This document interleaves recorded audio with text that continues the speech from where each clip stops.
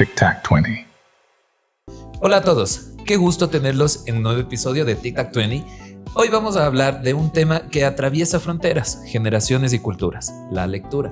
Y lo haremos desde la mirada de una experta en literatura ambateña, tomando en cuenta que Ambato pues viene del tema literato, ¿verdad? Reflexionando sobre por qué en Ecuador se lee poco y cómo en otros lugares, sobre todo en Europa, la lectura sigue siendo parte fundamental de la vida diaria.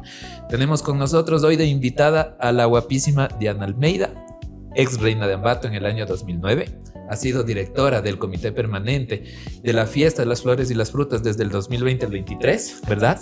Y como profesión, literata, ¿sí?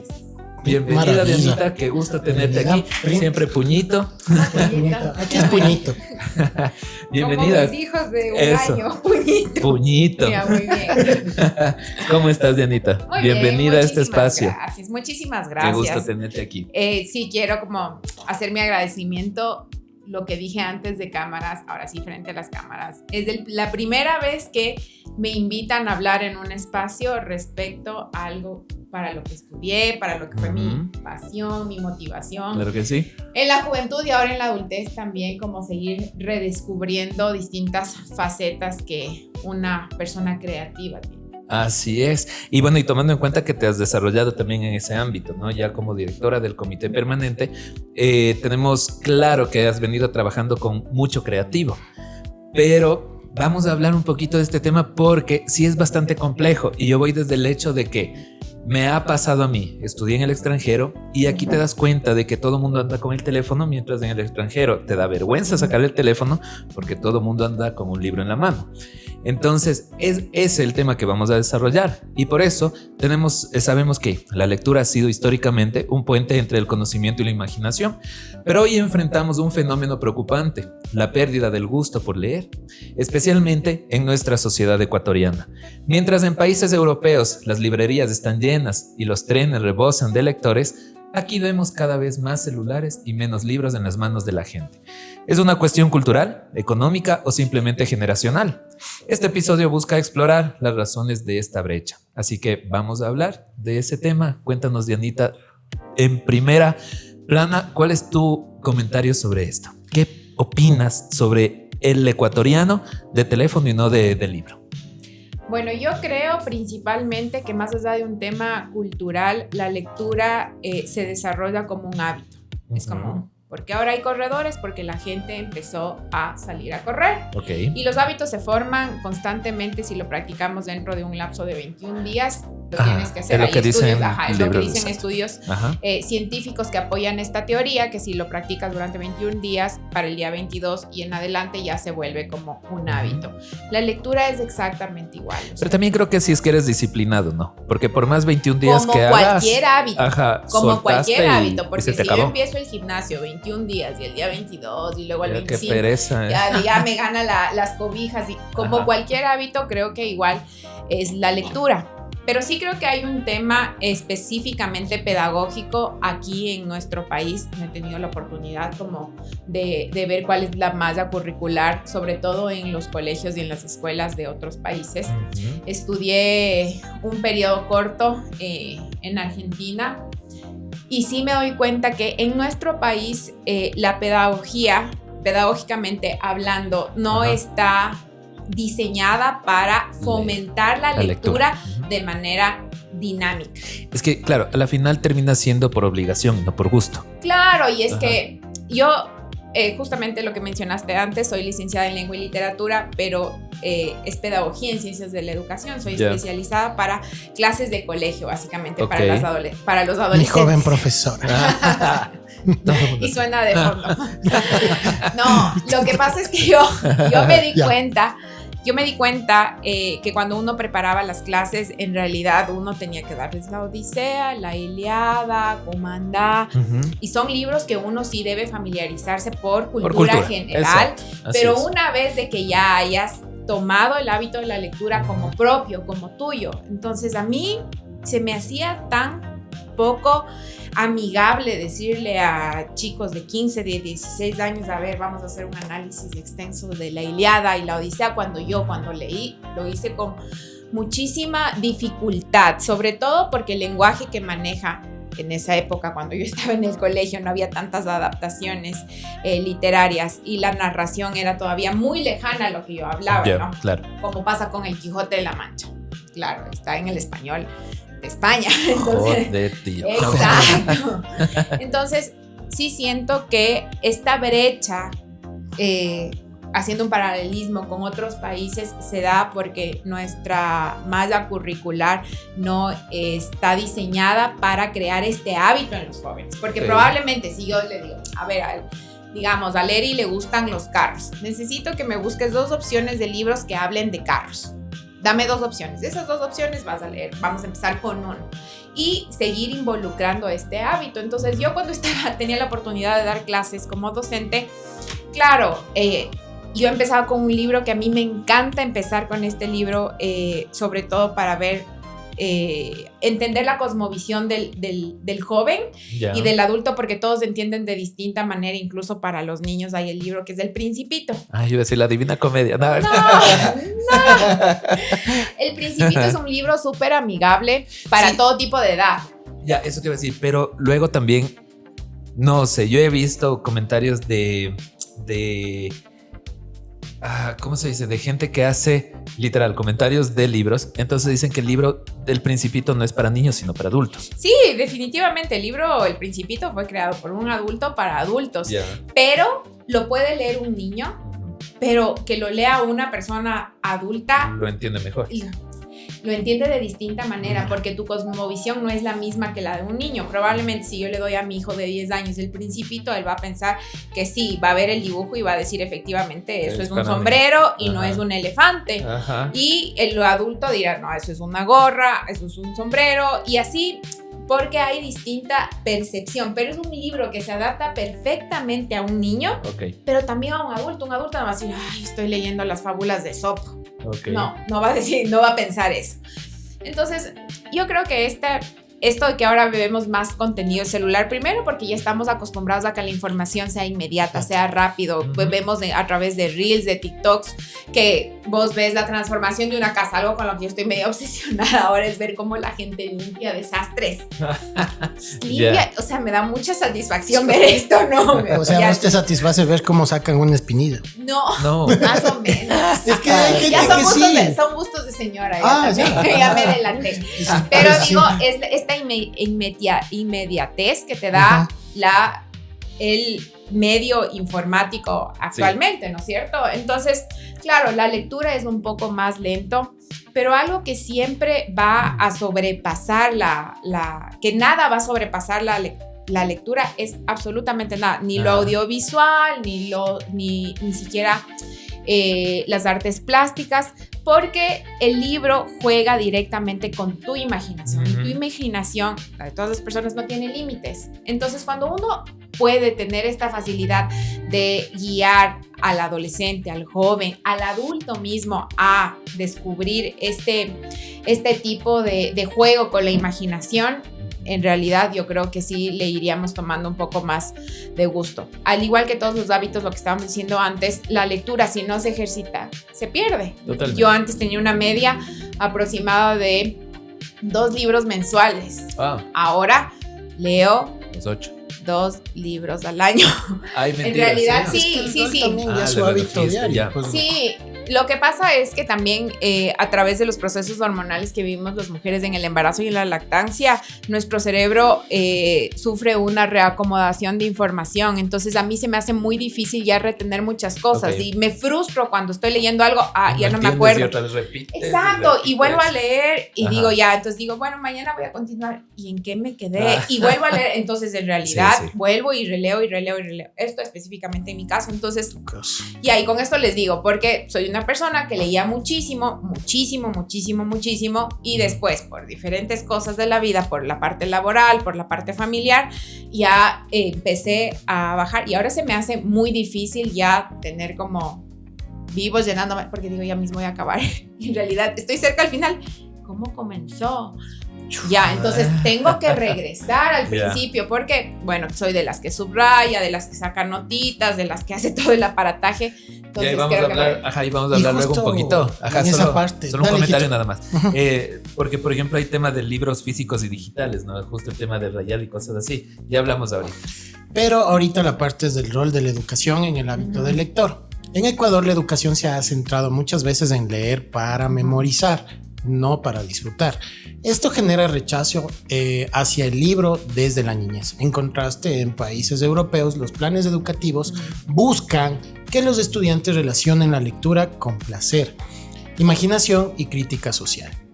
En países como Francia, los niños leen un promedio de 20 minutos diarios en casa como parte de la rutina familiar. Entonces, justo lo que menciona mi prima, es mi prima, por cierto. Entonces, Eri Almeida y Diana Almeida son primos. ¡Wow! No hay gente que dice que no. Es que es la belleza. O sea, yo te opaco. Entonces, ese es el problema. Pero en esa parte del rol de educación, ¿qué pasa? Sí. No estoy viendo cómo se ríen ellos. No. Estamos con personas en vivo. Pero ese rol sí, yo podría acotar en esta parte de que no tengo ese rol de educación. Porque en la familia tampoco había como esa costumbre. Ya, eso es lo que iba a decir. Justo ahorita como familia, no sé, prima, ¿te acuerdas cómo el abuelo tenía todita la sala llena de libros y todo eso? Pero nosotros no teníamos como esa educación. O sea, estamos hablando de pelados. Sí. Claro, y también generación millennial también. Sí, pero es que verás, creció con baby boomers a cargo. Hay un tema que yo creo, el adulto nuestro nunca te decía... lee, mira, este libro es súper bueno. Espera, te decía, lee porque este libro es súper bueno y vas a aprender tal cosa. Y uno decía, ay, es que estoy aburrido. Coge un libro. Lee. Yo le digo eso. Pero lo mismo. Como que disfruta. Y entonces luego empiezas a leer. Yo a esta edad leo bastante. Entonces soy mucho de libros digitales y libros físicos. Me encanta el libro físico porque puedo rayar y luego saco mi resumen. Pero el libro digital es práctico. Yo, una porque me lo llevo a donde sea, pero la otra porque yo descargo el libro, lo leo el primer capítulo y si me gusta el libro, entonces compro el físico. ¿Cachas? Entonces me evito gastarme en un libro que sé que no voy a leer. ¿Cachas? Entonces ahora, alguna vez escuchaba a una chica que sigo en Instagram que decía, no es tampoco el hecho de que no te guste leer, quizá estás leyendo libros que no son para ti.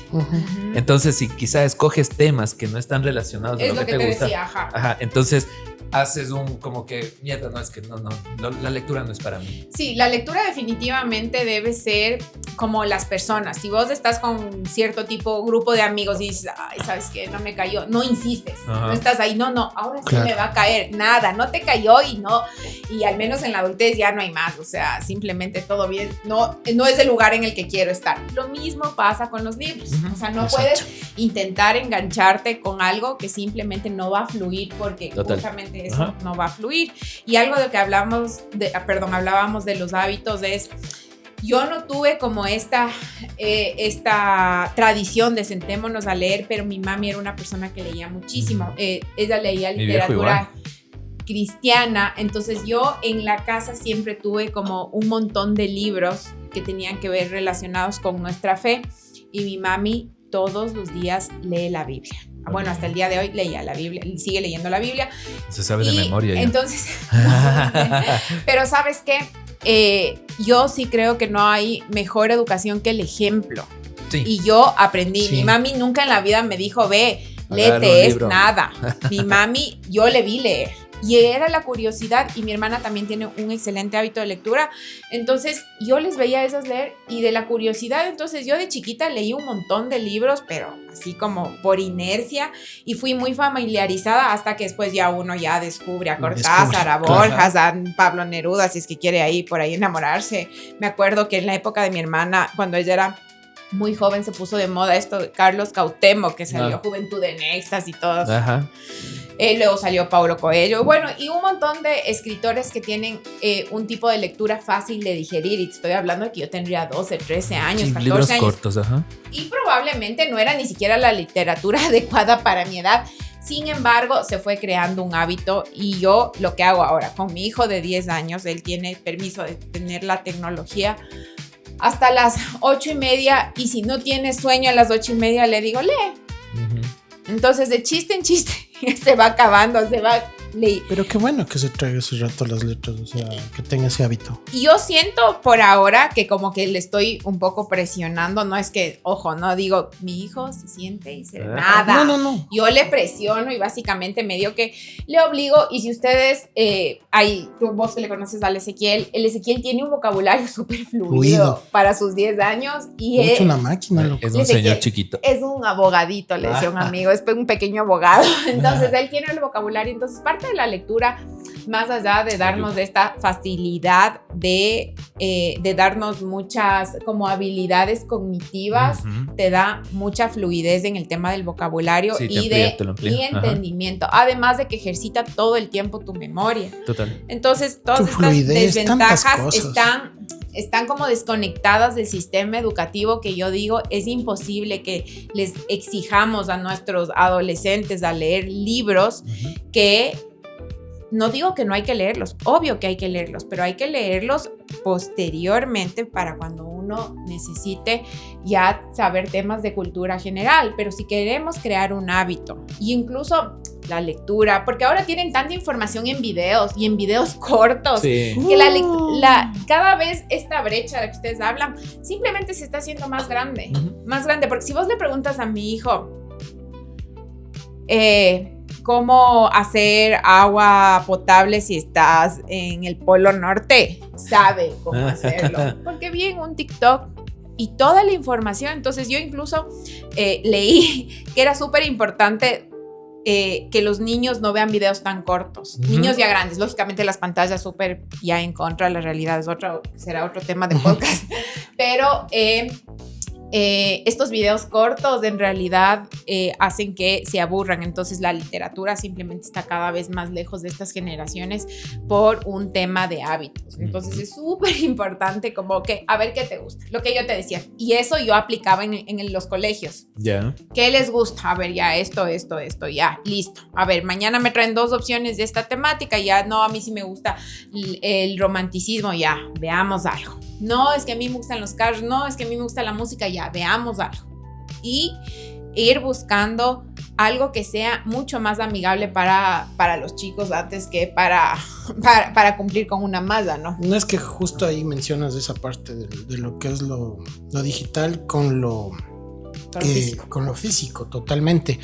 Y son costumbres completamente de acuerdo a lo que tú dices, Prema, pero ahí sí ya depende de nosotros para las generaciones futuras cómo generar un poquito más de ese hábito. Pero ahí viene también de esta cuestión de precios, hijito. Ahí. El precio de los libros y el acceso limitado.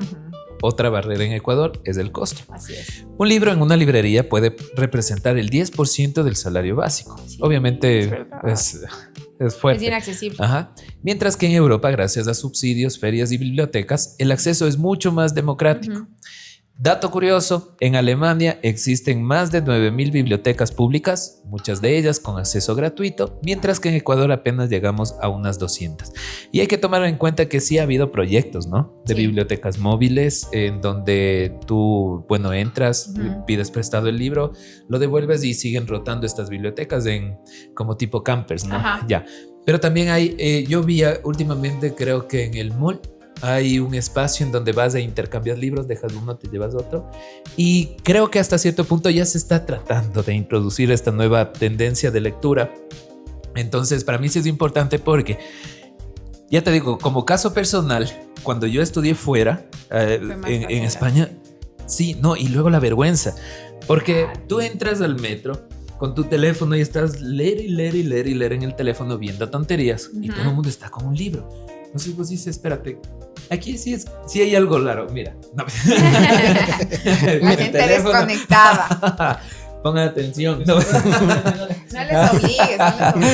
Entonces es súper difícil, o sea, más que nada no difícil, sino como vergonzoso, ¿no? Porque por eso también esta gente sabe mucho más. Entonces, si hay un tema cultural, si hay un tema de educación, yo creo que sí nos falta un poquito más de esa presión. Y accesibilidad, es muy cierto lo que dices, y es súper triste. Aquí hay opciones como lugares que son pequeñitos, pero son bastante completos de libros usados que uno puede adquirir en $2-3, hasta $12, que son un poco más asequibles, pero aún así siguen estando sobre... Claro, o sea, la lectura se va a convertir o se ha convertido tristemente en un lujo de la clase media, media alta, porque a pesar de que hay muchas campañas y desde la Casa de la Cultura, desde las casas de la cultura yo he podido ver como... Pero a ver, ahora te pongo otro caso, ¿no?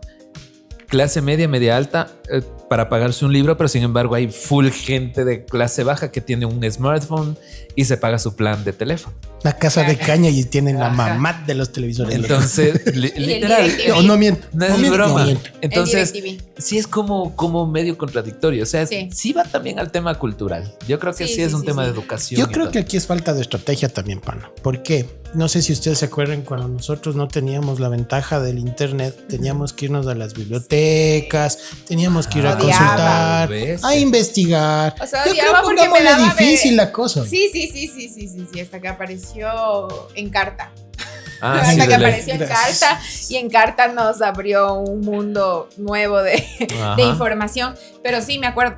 A mí me costaba mucho porque, bueno, yo tenía que ir a la biblioteca del Bolívar y... La del Consejo Provincial. La del gobierno provincial, no me acuerdo tanto de eso. La del Bolívar era la del Bolívar, porque, bueno, después de muchos años, cuando habilitaron ya, que fue más o menos en el 2009, que habilitaron la biblioteca, que es la primera del centro del país de libro abierto, la biblioteca del gobierno provincial.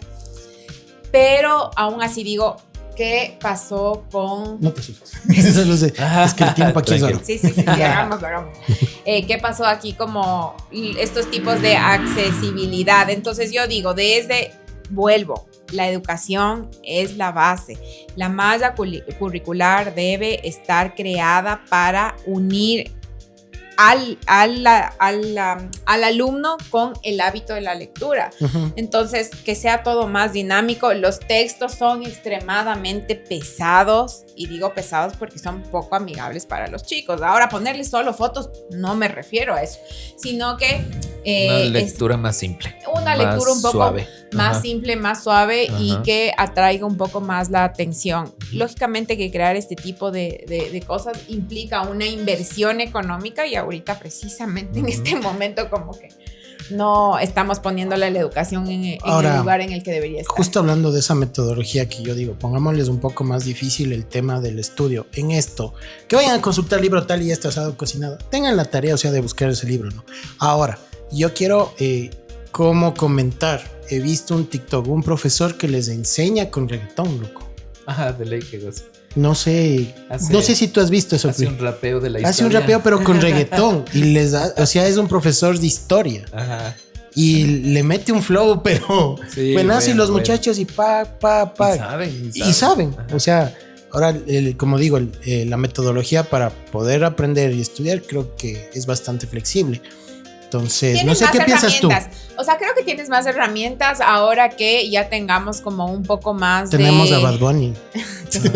No, ahora creo que tenemos la oportunidad de tener más herramientas a través, justamente porque puede ser una gran ventaja como desventaja, pero tenemos como la facilidad de tener 1,000,000 de herramientas para crear estas partes amigables con el estudiante, porque yo vuelvo al inicio, es fundamental la educación en los colegios. O sea, en los colegios, en las escuelas, lógicamente en las universidades, ¿no? Pero en las universidades uno ya debería llegar con ese hábito. O sea, en la universidad no debería. No. Claro, para cuando estás en la universidad ya deberías tener ese hábito. Yo me gradué en una universidad a distancia, pero en una época en la que te mandaban todos los libros. Ajá. O sea, no había plataforma. No había te mandaban las enciclopedias y te mandaban una así. Como que ibas así y leas. Y al final del semestre yo me daba cuenta que tenía que leerme un montón claro, por mi carrera yo feliz y contenta, pero ya debía haber llegado a ese punto con ese hábito y no fue así, sino uno empieza después a desarrollar y cultivar eso. La lectura en Ecuador enfrenta retos culturales, educativos y económicos, pero no todo está perdido. El hábito puede renacer si lo hacemos atractivo, accesible y parte de nuestra vida cotidiana. Leer no debe ser solo un deber escolar, sino un viaje personal que conecta con nuestras emociones y pensamientos. La comparación con Europa nos inspira a soñar con un país donde el libro recupere su lugar en las manos de los niños, jóvenes y adultos. Pri, te agradecemos un montón. Espero que se abra debate en las casas. Por eso son 20 minutos los cuales te enriquece de cierto modo generar un punto de discusión en sus hogares o lo que ustedes puedan plantearse. Por eso es creado justamente este podcast. Te agradezco un montón. Estaba pendiente. Dios le pague por estar acá. Te agradezco un montón. Igual a ti, gracias, Lilita. Y gracias por acompañarnos en este episodio de Tic Tac 20. Recordemos que un libro puede cambiar una vida y que recuperar el gusto por la lectura es un acto de resistencia y de amor propio. Nos vemos en un próximo episodio. Gracias, Prim. Gracias, Andy. Y esto ha sido Tic Tac 20. Adiós. Bye bye.